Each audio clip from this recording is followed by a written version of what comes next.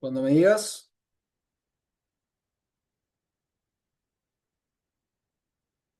Arrancá nomás. sí, bueno, perfecto. Bueno, primero que nada, buenas tardes. Gracias a los que se conectaron. Bueno, inicialmente esta clase iba a ser de casos clínicos raros, pero me pareció que era un poco más oportuno hablar de esta patología, ya que tuvimos la oportunidad de tener varios pacientes en el Hospital de las Piedras y bueno, un poco también dirigido a los internos, me pareció que iba a ser más oportuno para ellos. Así que nada, hoy vamos a hablar un poco de los síndromes aórticos agudos. Mi nombre es Enzo Gutiérrez, soy médico de acá del Hospital de las Piedras, residente de primer año de cirugía cardíaca del Hospital de Clínicas. Así que bueno, vamos a comenzar. El contenido de este tema, vamos a hablar un poco de una breve reseña anatómica e histológica de la aorta. Vamos a hablar de los síndromes aórticos agudos, su definición y clasificación. Después nos vamos a adentrar específicamente en lo que sería la disección aórtica, hablar un poco de su etiopatogenia, la clínica, el diagnóstico de la misma. Vamos a hablar un poco de los lineamientos del tratamiento, tanto médico como algunos aspectos de lo quirúrgico, las complicaciones y para finalizar un caso clínico. ¿Ah? Bueno, en cuanto a la aorta, si quieren pararme para preguntar algo o agregar algo, no hay ningún problema, ¿está? En cuanto a la definición, como sabrán, la aorta es, bueno, la arteria más grande de la economía y es la cual está destinada a la distribución de sangre oxigenada a todo el organismo, ¿tá? Se va a originar a nivel de lo que es la válvula aórtica y se va a extender hasta el cono aórtico, ¿tá? Acá tenemos una imagen a grandes líneas lo que sería la aorta y un poco más en detalle la podemos dividir en varias porciones. Lo clásico es dividirla en lo que sería la aorta ascendente, el callado del cual van a salir los vasos supraórticos y la aorta descendente, pero a su vez la porción de la aorta ascendente la podemos subdividir en dos regiones, lo que sería la raíz de aorta, una estructura muy importante en donde va a contener el anillo aórtico, la válvula aórtica, donde se van a alojar los senos coronarios a este nivel también, y unas estructuras que son muy importantes, que son los ostium, que van a dar origen a la salida de las arterias coronarias izquierda y derecha. ¿Tá? Esto es muy importante, la correlación anatómica, clínica con la fisiopatología y las posibles complicaciones que puede llegar a tener cuando el desgarro o la disección se origina a este nivel. Luego tenemos la porción de la unión sinotubular, que va a ser lo que va a unir la raíz de la aorta a la porción tubular de la aorta. ¿Tá? Como veremos más adelante, esta zona es de relevancia clínica, ya que es donde más frecuentemente se da el desgarro intimal en el caso de las disecciones. ¿Tá? Y luego tenemos el sector, como dijimos, del callado, que va a dar origen a los grandes vasos, al tronco arterial brachiocefálico derecho, a la carótida primitiva izquierda y a la subclavia izquierda. Luego, en esta región que se denomina istmo, comenzaría lo que sería la aorta descendente. ¿Tá? ¿Por qué es importante estos aspectos anatómicos, como decíamos? Bueno, un detalle, por ejemplo, como sabrán, la raíz de aorta y lo que es aorta ascendente va a estar cubierta por lo que es la reflexión peritoneal, ¿tá? Pericárdica, perdón, la reflexión pericárdica. En esta estructura, por ejemplo, si hay algún desgarro, por ejemplo, a nivel de ese nivel en la aorta y rotura hacia afuera, toda esa sangre que salga hacia afuera de la luz del vaso va a ir hacia este espacio justamente que está tapado por el pericardio. Eso, por ejemplo, podría generar un derrame muy extenso que se instale de forma brusca, taponamiento, shock cardiogénico y rápidamente la muerte del paciente. Por eso es importante saber a qué región se da ese desgarro.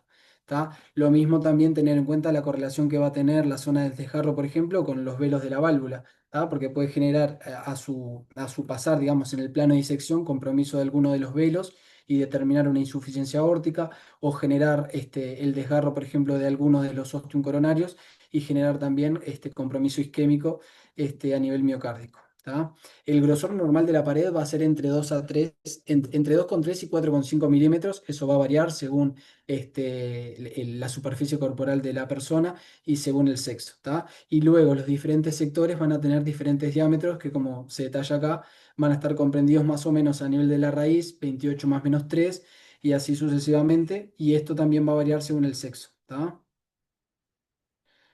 En cuanto a la estructura histológica, brevemente mencionar que, bueno, tiene tres capas, la más interna, la íntima, que va a ser la capa más interna, delgada y delicada, que está recubierta por endotelio, y destacar que esta se puede traumatizar con mucha facilidad. Luego por fuera se encuentra la capa media, ¿tá? Que es la que le va a brindar a la aorta la fortaleza, ¿tá? Es lo que va a definir a la aorta como una arteria elástica, ¿tá? Esta va a estar compuesta por tejido elástico dispuesto en espiral que es sobre una matriz de fibrilina, ¿tá? Como dice ahí, le va a dar protección sobre todo, le da resistencia más que nada sobre lo que sería la tracción y la va a definir como una arteria elástica. Como sabrán, está sometida constantemente a altas presiones.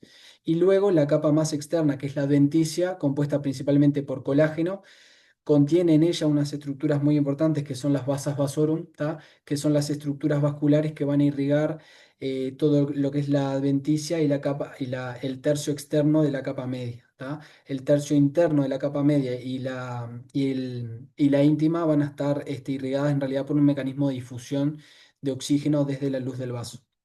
Está acá una imagen de lo que estuvimos hablando, las tres capas de adentro hacia afuera, la íntima, la media y la adventicia. ¿Tá? A su vez la media está delimitada por dos capas que son las capas elásticas interna y externa respectivamente. Bueno, ahora sí, vamos a hablar un poco de lo que son los síndromes aórticos agudos. ¿Qué son los síndromes aórticos agudos? Bueno, van a constituir un conjunto de pacientes y condiciones clínicas que van a tener tres aspectos en común. Por un lado, el dolor torácico. Por otro lado, la presencia de hipertensión. Generalmente son pacientes hipertensos de larga data con mal control de cifras. Y se va a dar una afectación intramural de la aorta en diferentes formas, como vamos a ver, que suele ser de carácter hemorrágico y en este caso agudo. ¿Tá? Las tres entidades clásicas que se conocen del síndrome aórtico agudo van a ser el hematoma intramural, que corresponde al 5 al 25% aproximadamente, la úlcera aterosclerótica penetrante de aorta, que es una minoría entre un 2 y un 7%, y bueno, la vedette o la más frecuente, que es la disección aórtica, que comprende hasta un 90% de los casos de síndromes aórticos agudos. ¿Tá? La clasificación cronológica de los síndromes según el tiempo de evolución lo podemos clasificar en síndromes hiperagudos cuando se dan en las primeras 24 horas, luego como agudo entre las 24 y los 14 días, como subagudo entre los primeros 15 días y los 90, y luego de eso ya hablamos de lo que sería un síndrome aórtico más cronificado. ¿Tá? En esta imagen abajo a la derecha, justamente lo que queremos mostrar son estas tres entidades. La imagen más de la izquierda, la disección, en la cual hay solución acá una discontinuidad de lo que sería la íntima y un pasaje de sangre a lo que es la capa media, ¿tá? El hematoma intramural, en el cual vemos acá la presencia de un sangrado, un hematoma contenido, pero sin continuidad con lo que es la luz del vaso.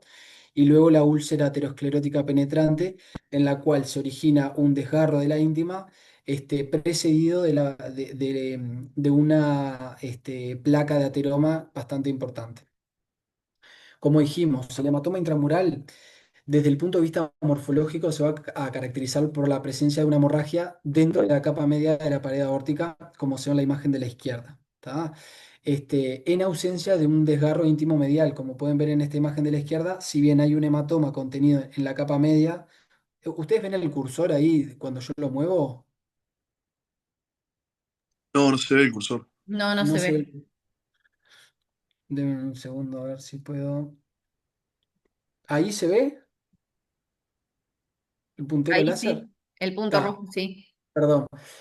En esta imagen de la izquierda tenemos, como se puede ver acá, un hematoma que está contenido en la capa media de la pared de la aorta, pero si ven, la capa más interna, la íntima, está indemne, está conservada. Está justamente la teoría que más aceptan de lo que sería el origen del hematoma intramural es la rotura de estas estructuras que mencionamos hoy, que son las vasas vasorum, ¿tá? Las estructuras que se encargan de irrigar la capa media en su porción más externa y la adventicia. Estas, por rotura espontánea, generarían un hematoma que quedaría contenido. ¿Tá? A la derecha acá vemos su correlación imagenológica, vemos cortes tomográficos en los cuales se puede ver señalado con las flechitas amarillas la presencia de acá de este hematoma que, como pueden ver, rodea toda la estructura, todo el vaso. ¿Tá? Y lo mismo en la imagen de la izquierda, acá sería una tomografía con contraste. ¿Tá? Bueno, la úlcera aterosclerótica penetrante se define como la ulceración penetrante de una placa aterosclerótica a través de la lámina interna dentro de la media. Como se puede ver acá, también en la imagen inferior tenemos la presencia de una gran placa de ateroma que se desgarra, se rompe y genera el pasaje de la sangre pulsátil hacia el interior de la capa media, ¿tá? Y genera ahí la acumulación de sangre. Esta entidad se da mayormente en pacientes con una aterosclerosis, como decíamos hoy, muy avanzada, ¿tá? Y son pacientes generalmente panvasculares, sobre todo en hombres se da, y frecuentemente se desarrollan a nivel de lo que es la aorta descendente, hasta un 70% se localizan a ese nivel, ¿tá? Entonces, de lo que son los síndromes aórticos hablamos del hematoma intramural y de la úlcera aterosclerótica. Ahora vamos a pasar a la disección aórtica aguda y es acá donde más que nada nos vamos a centrar. La disección aórtica se va a definir como la separación de los dos planos laminares de la media para formar un canal lleno de sangre dentro de la pared de la aorta, ¿tá? Esto va a determinar la separación en una porción que va a ser íntimo medial, o sea, contiene la íntima y la porción interna de la media, y luego una medio adventicial que va a contener la parte más externa de la capa media y la adventicia, ¿tá? Como dice acá, es la patología aórtica fatal más frecuente y es hasta 2 veces más frecuente que la rotura del aneurisma aorta abdominal, ¿tá? Su importancia radica clínicamente porque es muy subdiagnosticada, ¿tá? Y los signos y síntomas pueden ser muy variables y estar solapados con otras patologías, ¿tá? La mortalidad de la disección aórtica aguda se dice que es acumulativa, ¿tá? En las primeras 48 horas puede llegar hasta un 50% y se sabe que esa mortalidad aumenta 1% por hora transcurrida desde que se da el suceso, ¿tá? Esto está relacionado justamente con su fisiopatología porque a medida que se mantiene una presión elevada, una alta frecuencia cardíaca y ya se dio la disección, el decolamiento de la capa de la disección, el decolamiento de la capa media va avanzando y a medida que avanza en extensión aumenta también la mortalidad y empeora el pronóstico y disminuye la sobrevida. ¿Tá? El diagnóstico, para el diagnóstico de la misma hay que tener un alto índice de sospecha y debe ser lo más precoz posible. ¿Tá? Y bueno, la confirmación y el tratamiento médico quirúrgico es la única medida que ha demostrado disminuir la sobrevida. Digo médico quirúrgico porque como vamos a ver, depende del tipo de disección, para algunas el tratamiento quirúrgico es mandatorio y para otras no. ¿Tá? Y bueno, como dice ahí, es fundamental el reconocimiento inmediato de la disección y la instauración del tratamiento médico y o quirúrgico oportunos para elevar la sobrevida. ¿Tá? En cuanto a la clasificación de la disección, hay muchas clasificaciones, las dos más clásicas, las dos más usadas son las de Beckey y la de Stanford, ¿tá? La clasificación de Beckey, que tenemos la imagen acá a la izquierda, la va a clasificar en tres tipos. La tipo uno, que va a ser aquella que va a comprometer la aorta ascendente, el callado y la aorta descendente, ¿tá? En toda su extensión, como se puede ver acá. La tipo 2 va a ser aquella que solo va a comprometer la aorta ascendente. Como ven, los vasos, los grandes vasos están respetados y la aorta descendente también. Y luego tenemos la tipo 3 que la subclasifica en tipo A y tipo B, y en la cual se respeta la aorta ascendente y solo está comprometida la aorta descendente. La diferencia entre ellas es que la tipo B avanza más allá de lo que sería el diafragma, ¿tá? Y bueno, y la clasificación de Stanford, que es la que nosotros más usamos en la práctica clínica, la subclasifica en dos, en A y B. La tipo A va a ser aquella que compromete que el flap intimal, que el TIAR, digamos, de la lesión intimal, está a nivel de la aorta ascendente, independientemente de cuál sea su extensión, si se extiende hasta callado, aorta ascendente, no importa. Si compromete la aorta ascendente es tipo A. Y la tipo B, que es aquella en la cual está respetada la aorta ascendente. Como ven en esta imagen, acá tenemos, esto representaría la zona del desgarro intimal y como pueden ver acá, la aorta ascendente está respetada. ¿Tá? Por ahora vamos bien, sí, Sí. Sí, bueno. bien. Bueno, la patogenia, un poco de lo que sería la disección aórtica, son bien conocidos los factores predisponentes, ¿tá? La hipertensión está presente en más del 75% de los pacientes y se dice que es el principal factor de riesgo. Luego sabemos que es más frecuente en hombres y se da sobre todo entre los 50 a los 70 años. Hay algunas enfermedades congénitas, como por ejemplo el síndrome de Marfan o de Ehlers-Danlos, que son patologías que predisponen. ¿Tá? Y es bien conocido que son pacientes que tienen un riesgo muy aumentado de tener tanto disecciones como aneurismas, etcétera. Y luego también están las causas que son iatrogénicas, ¿tá? Se puede dar la disección, por ejemplo, luego de realizar un cateterismo, cuando se realiza el bypass, la anastomosis proximal de los bypass, o cuando se hace el clampeo en la cirugía cardíaca o bueno, en la cirugía que involucre la aorta. ¿Tá? En cuanto al mecanismo que genera la disección, bueno, acá hay un mecanismo que es el más aceptado y el principal, diríamos, que sería, como dijimos, la rotura, la discontinuidad de la capa íntima, ¿tá? De la capa más interna de la aorta, que es la que está sometida a las presiones constantes, ¿tá? La integridad en realidad parietal va a estar en relación con dos factores. Por un lado, la resistencia de la pared, ¿tá? Que va a estar determinada por la estructura, por la bioquímica, por la composición y luego por el estrés parietal al cual se somete, que va a depender fundamentalmente de la presión arterial, del diámetro de la aorta y del espesor de la aorta, que como dijimos puede variar. ¿Tá? Luego está un segundo mecanismo que se postula, que en realidad no hay mucha evidencia, pero bueno, es un segundo mecanismo que podría explicar, y sería el mismo del hematoma intramural, sería la rotura espontánea de la vasa vasorum, en este caso No generando pudiste buscar el paquete. Ignacio, tenés el micrófono abierto, por favor.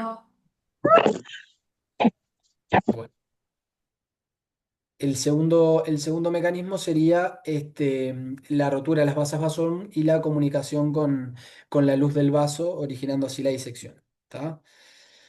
En cuanto a la topografía del desgarro intimal, como dijimos, no es algo aleatorio, ¿tá? Es bien conocido que la mayoría de los desgarros sean a nivel de la unión sinotubular, una región que está expuesta a presiones altas constantemente y que tiene mayor debilidad respecto a otros sitios. Hasta el 70% se va a dar a este nivel, ¿tá? El 25% se da a nivel del istmo, luego de la salida de la subclavia izquierda, y a nivel de aorta descendente, y un 9% a nivel del callado. ¿Tá? La progresión de la disección, ¿tá? En cuanto a su extensión, va a depender del grado de enfermedad de la capa media. ¿Tá? Qué tan extensa sea esa enfermedad de la capa media va a determinar qué tanto se extienda el decolamiento. ¿Tá? Y la progresión en general también sigue un patrón bastante conocido. En general sea de forma ascendente, ¿tá? Sigue la gran curva de la aorta ascendente que se ve acá y luego desciende en forma espiralada desde el istmo, desde esta estructura hasta de acá hasta abajo. ¿Tá? De esa forma, bueno, puede afectar diferentes estructuras, por ejemplo, generalmente avanza por la cara antero derecha, o sea, por esta región, ¿tá? Por la cara anterior y del lado derecho. Por eso es más frecuente que cuando hay compromiso ostial comprometa justamente el ostium de la coronaria derecha. ¿Tá? Luego, a nivel de los troncos supraórticos puede generar decolamiento también. Las intercostales izquierdas suele avanzar por este lado, ¿tá? Y generar paraplegia por compromiso vascular de la médula espinal, que va a estar irrigado por las intercostales en parte. Puede generar afectación a nivel de las arterias renales y generar un infarto renal. Y luego comprometer las ilíacas. Las femorales, en general, como dice ahí, suelen estar indemnes, pero bueno, hay casos también en los cuales puede haber compromiso. ¿Tá? El compromiso visceral, bueno, es muy importante, sobre todo porque va a estar vinculado a lo que sería el pronóstico y la sobrevida, ¿tá? Cuanto mayor sea el compromiso, peor es el pronóstico de esos pacientes, ¿tá? Y como dijimos, la progresión puede determinar compromiso isquémico al obstruir el ostium derecho. Esta imagen que está puesta acá arriba, lo que quiere mostrar justamente es esto, es un corte transversal a nivel de lo que sería el anillo aórtico. Vemos los tres velos de la válvula aórtica y se puede ver cómo a este nivel, este sería el ostium derecho y este sería el ostium izquierdo. Hay una compresión, acá el plano de disección avanza, compromete el ostium derecho y genera una obstrucción a este nivel, ¿tá? Generando un compromiso isquémico y además se genera un decolamiento del velo, generando seguramente un mecanismo de insuficiencia aórtica. ¿Tá?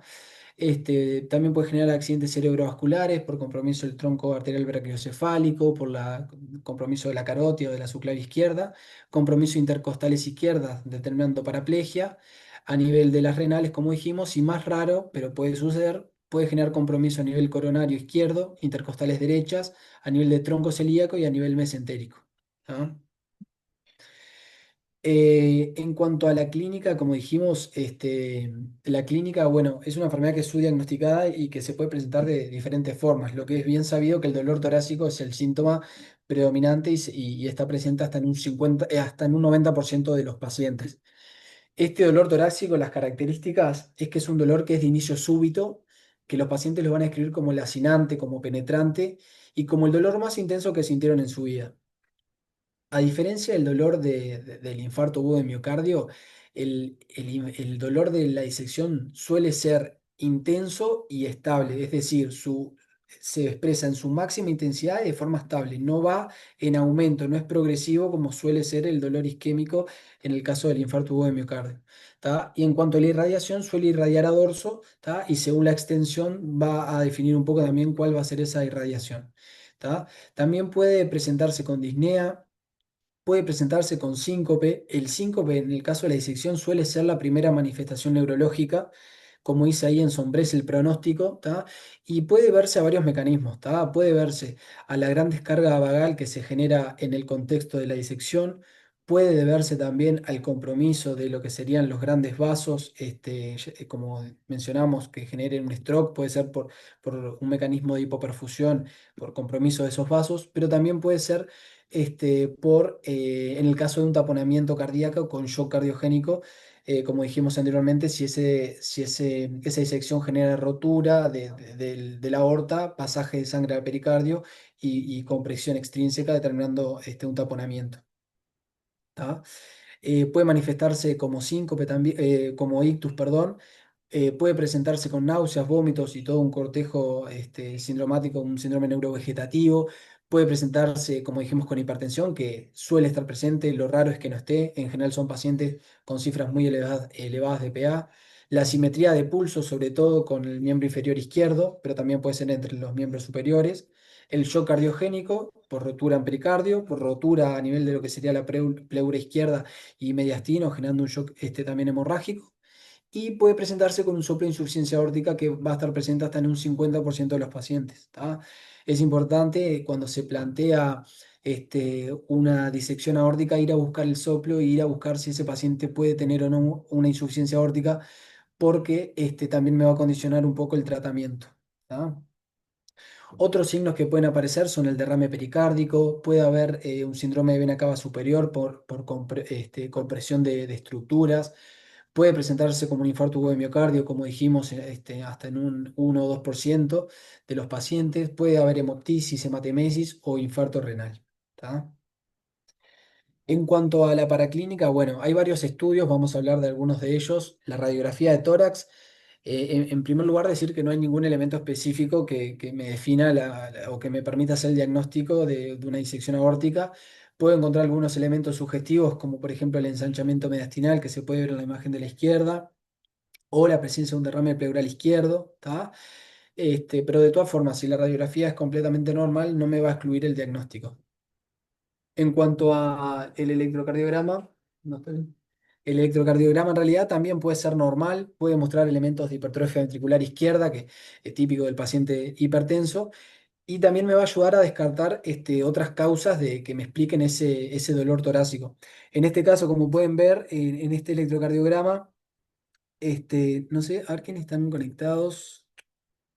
¿Hay algún interno? A ver, Juan Guarini, que estás ahí. ¿Qué pasó? ¿Qué haces, Juan? Dale que te reciben unos días. Escucha, acá vamos a ver un poco el electro. ¿Qué te parece el electro este? Bueno, Para es hacerlo un poco más interactivo, un porque si ritmo no, sinusal, una frecuencia normal.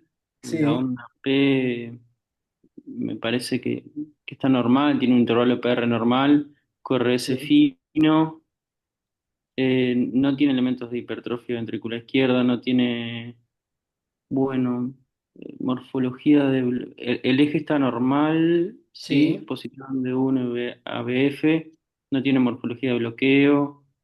La onda T eh, positiva de uno de 2 ABF. ¿Y qué vas a eh, buscar rápido en este paciente que viene con dolor torácico? Alteraciones que me hagan sospechar isquemia, ver el segmento Exacto. ST, ver la onda T, trastorno de la ¿Y repolarización. qué te parece el ST en este caso, en este electro? El ST, no, déjame ver, pero no veo acá, en D2, D3 y ABF tiene un punto J un poco elevado, me parece. Perfecto, excelente. Tiene una elevación tiene un supra 70 de 2 de 3 ABF, ¿no? Que corresponde a lo que sería Cara la cara inferior. inferior y si fuese un paciente como el 80% de los casos que tiene dominancia derecha, estaríamos pensando que este es el territorio irrigado por la coronaria derecha. Obviamente, en un paciente con dolor torácico y que tiene este electro, lo primero que voy a pensar es un infarto, estamos de acuerdo, un infarto del territorio derecho. Pero Sí, como mencionamos anteriormente, no olvidar que en el contexto de la disección aórtica puede haber compromiso de los ostium. Por eso puse acá arriba a la derecha esta imagen. ¿Tá? Este puede ser la carta de presentación de una disección aórtica en la cual haya compromiso del ostium derecho. ¿Tá? sí, Bueno, el ecocardiograma, el hallazgo ecocardiográfico diagnóstico va a ser la presencia de un colgajo, ¿tá? De la íntima, que sea ondulante, que se mueva dentro de la luz aórtica, ¿tá? Que va a separar un canal verdadero de un canal falso. Como dice acá, el ecocardiograma transtorácico se va a recomendar como estudio inicial en todos los pacientes, ¿tá? Ya sea tengan probabilidad alta o baja de tener una disección, estén estables o no estén estables hemodinámicamente, pero en todos los pacientes debería hacerse un ecocardiograma transtorácico, ¿tá? Por la facilidad que tengo para realizarlo, la inocuidad a la cama del paciente, ¿tá?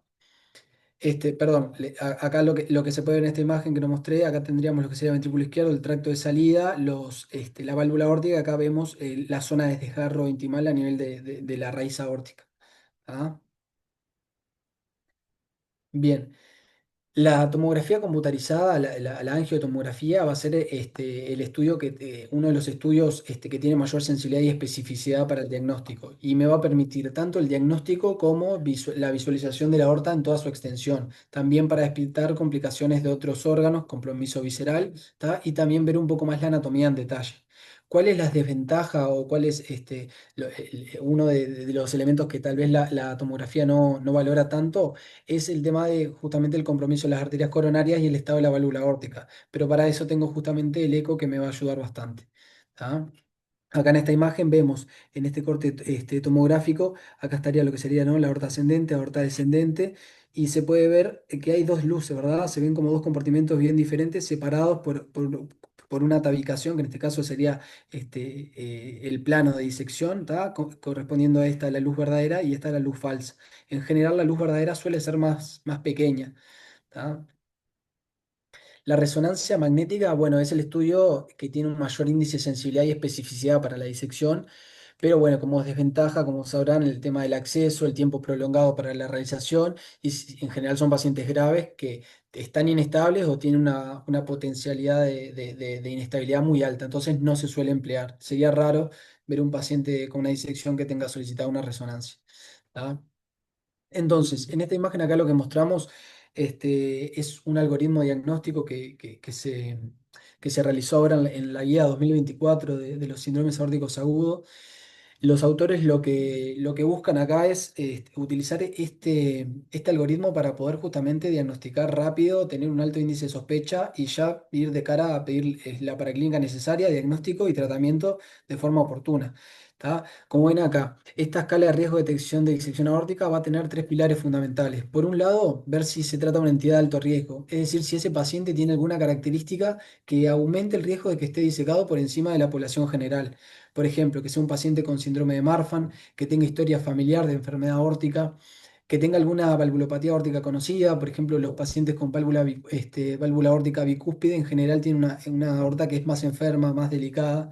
¿Tá?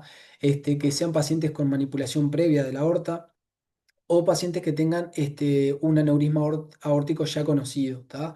Generalmente la disección aórtica se precede de la dilatación de la aorta. No siempre, pero en general es lo que sucede. Entonces, si es un paciente que ya tenía, que yo ya sé en la historia clínica que tenía un aneurisma, bueno, sospechar la disección.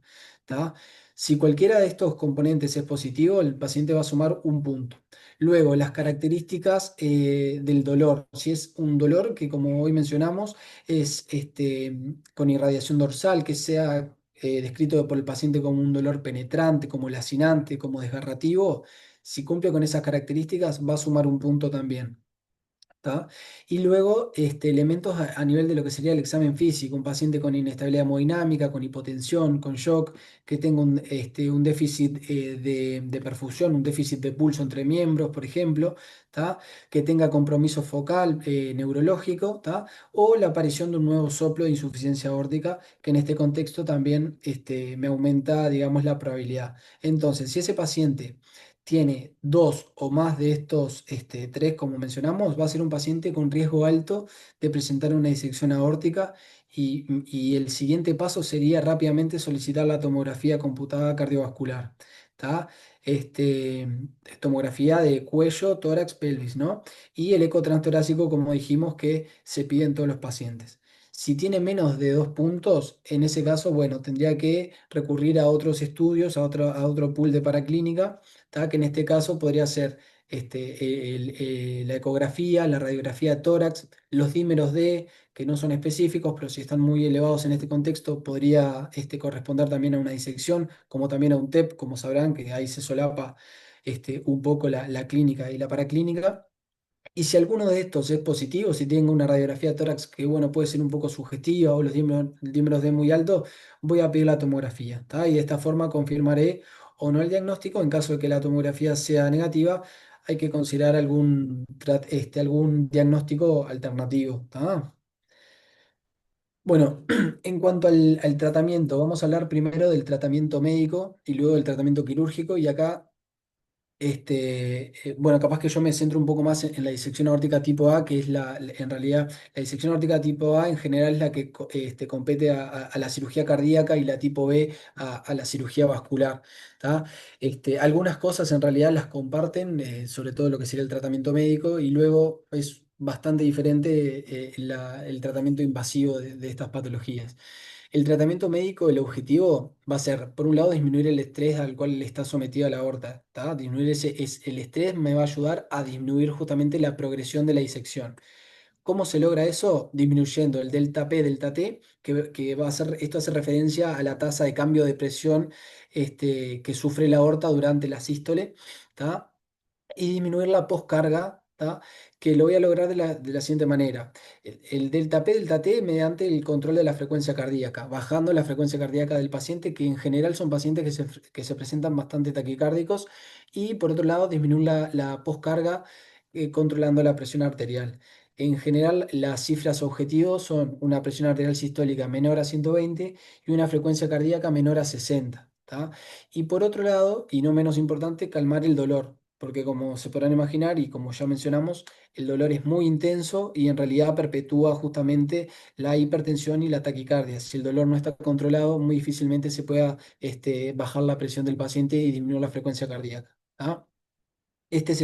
Acá abajo en este esquema podemos ver el primer paso, como dijimos, sería el control de la frecuencia cardíaca y de la presión arterial. ¿Tá? Como fármaco de primera línea, el labetalol es el fármaco que en general está indicado. ¿Tá? Es el fármaco de primera línea, sobre todo por sus propiedades bloqueantes tanto alfa como beta, va a ser el tratamiento de primera línea. Pero bueno, también hay otros como por ejemplo el esmololol o el esmolol, perdón, que es un beta bloqueante de acción ultracorta, y la dosis en realidad se puede ajustar rápido y fácilmente. No sé qué tan accesible es en realidad el esmolol, pero bueno, en general la betalol tenemos y es el tratamiento de primera línea. Este, como dijimos, entonces el objetivo sería bajar la sistólica por debajo de 120 y la frecuencia cardíaca por debajo de 60. ¿Tá? Estas dosis se van a ir titulando según eso. De segunda línea, si no se pueden utilizar beta bloqueantes, se pueden utilizar calcio antagonistas no dihidropiridínicos porque, como recordarán, si genero mucha vasodilatación con los calcio antagonistas dihidropiridínicos, como mecanismo reflejo voy a generar una taquicardia que no va a ser muy buena, no le va a caer muy bien al paciente. ¿Tá? Para el control del dolor, que sería el siguiente paso, como vemos acá, los opioides intravenosos.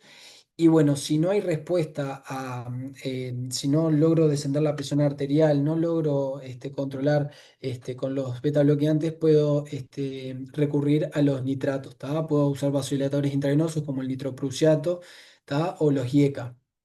Este, importante siempre utilizar primero los beta bloqueantes, ¿tá? Y no ir primero a usar los nitratos intravenosos porque también van a generar una vasodilatación y una taquicardia refleja. Por otro lado, como dijimos hoy, el tema de la insuficiencia aórtica es muy importante, ir a buscar el soplo de insuficiencia aórtica y en caso de que el paciente tenga una insuficiencia aórtica que sea severa, hay que tener mucho cuidado con el uso de los beta bloqueantes porque justamente la taquicardia va a ser el mecanismo compensatorio que encuentre el corazón para poder para poder sobrepasar lo que sería la insuficiencia aórtica. Si yo bradicardizo mucho al paciente, aumenta mucho el tiempo diastólico, aumenta mucho el tiempo en el que se da el reflujo de sangre y empeora la insuficiencia y perpetúa justamente la inestabilidad del paciente. Entonces, si bien en líneas generales se intenta disminuir la presión por debajo de 120, la frecuencia por debajo de 60, siempre hay que ajustarlo un poco al escenario en el que estoy y al contexto clínico del paciente. ¿Está?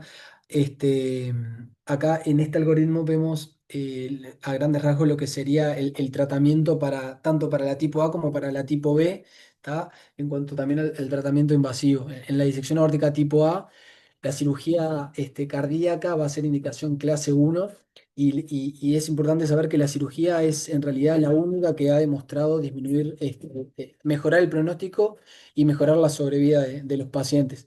En el caso de la disección aórtica tipo B, en realidad lo más invasivo, con el tratamiento invasivo, con la cirugía, se suele ser un poco más restrictivo porque en realidad, al contrario, aumenta la mortalidad. La cirugía abierta en las disecciones tipo B, los pacientes tienen una mortalidad altísima.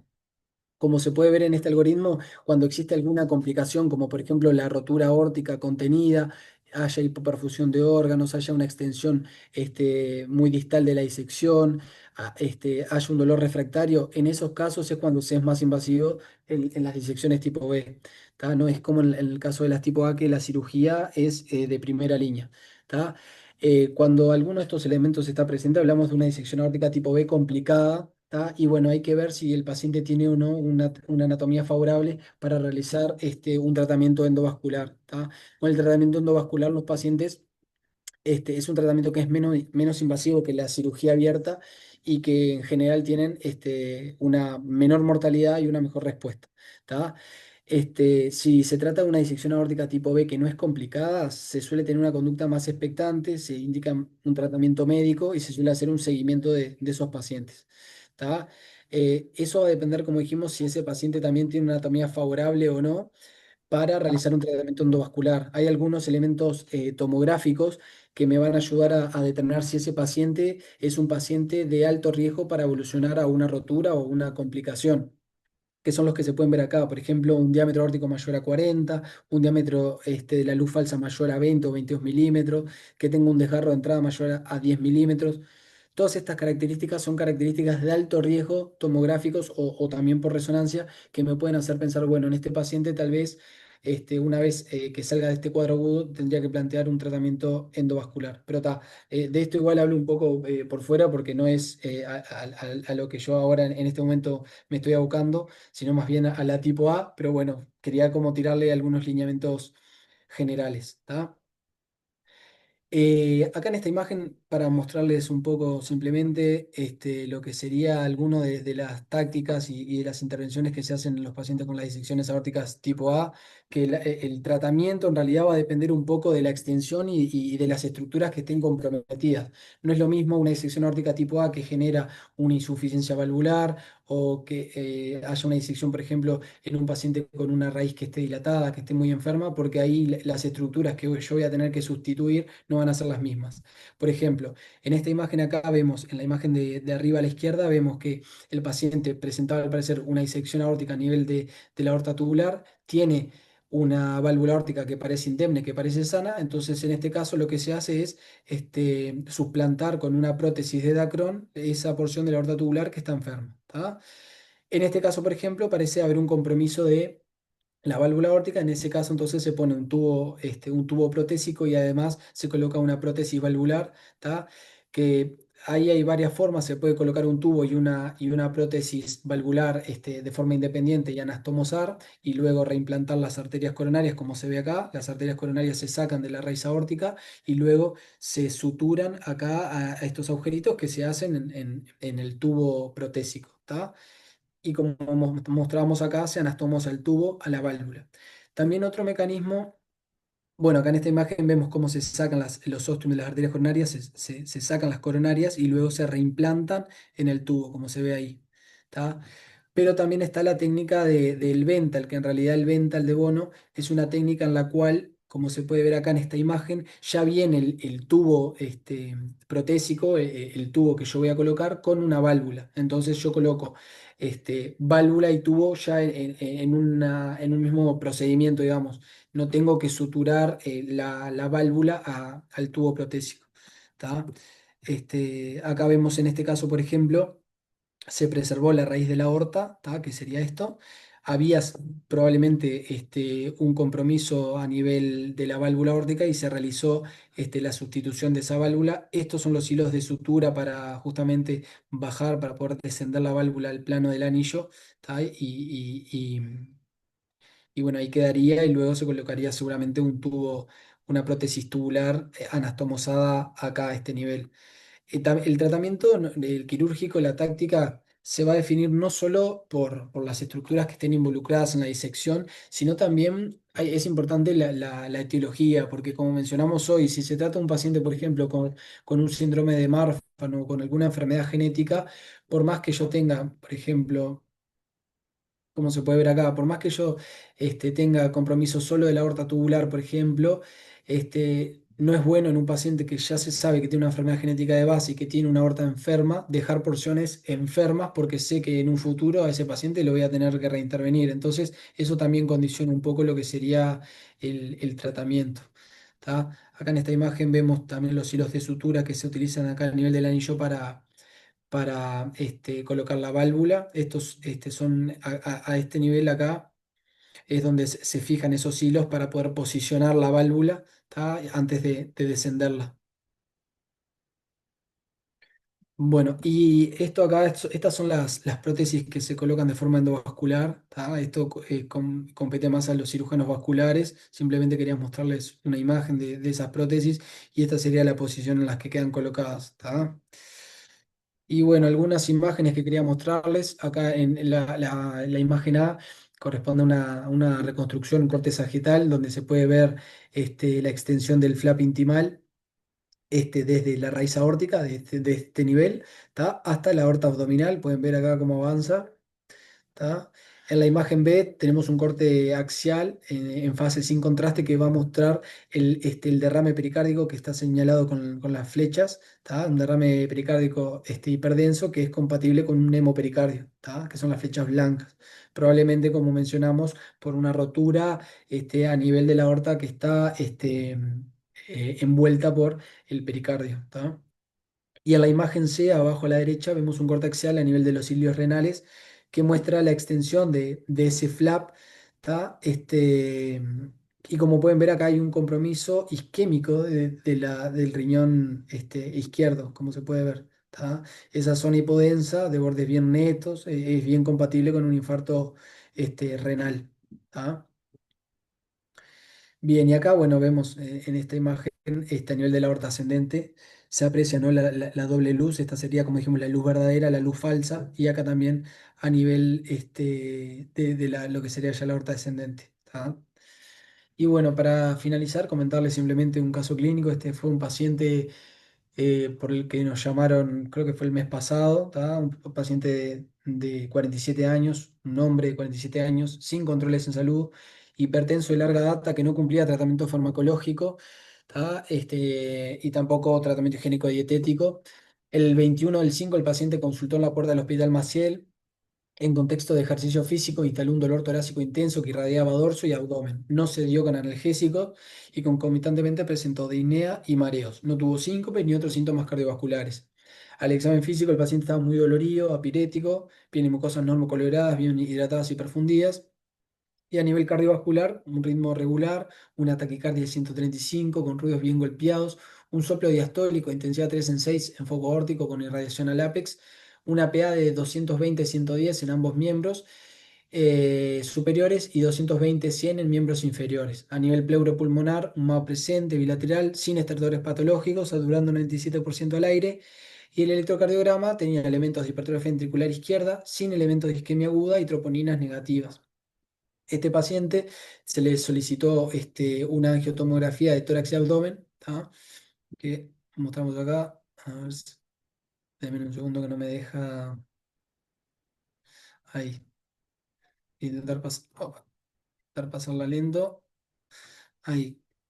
Como pueden ver, a continuación, ahí se ve una zona ¿tá? de flap de desgarro intimal a nivel de la aorta ascendente y aorta descendente, ¿tá? Que como pueden ver se extiende, acá donde está el puntero, no sé si llegaron a verlo, se extiende hasta el cono aórtico prácticamente. Sigue, sigue, sigue, sigue, sigue, todo por ahí. Y bueno, ahí termina acá en las ilíagas y bueno, llega hasta lo que sería el cono aórtico. ¿Tá? Este paciente en realidad, bueno, se envió en clave uno, ¿no? Con planteo de una disección aórtica tipo A. Este, fue intervenido, fue operado, como sabrán, esto es una emergencia y afortunadamente el paciente, cuando nos llamaron era a las 6 de la mañana y justo estaba la coordinación de la cirugía de las 8. El paciente llegó en esa hora, o sea que el bloque estaba prácticamente preparado para él y afortunadamente se pudo entrar rápidamente y operar y bueno, el paciente marchó bastante bien, está de alta ahora. Ya se controló en policlínica y quedó de alta quirúrgica y bueno, ahora se le hace un seguimiento clínico y imagenológico cada tanto, pero bueno, afortunadamente tuvo un buen resultado. Y bueno, eso fue todo. Muchas gracias y felicitaciones a los futuros docs que estén por acá, especialmente a los de la Guardia Domingo. No, mentira, a todos, pero bueno, nada, muchas gracias. Gracias, Enzo. Gracias, Enzo. Buenísimo, Enzo. ¿Una ¿Tienen alguna pregunta? pregunta o algo? Muchas gracias.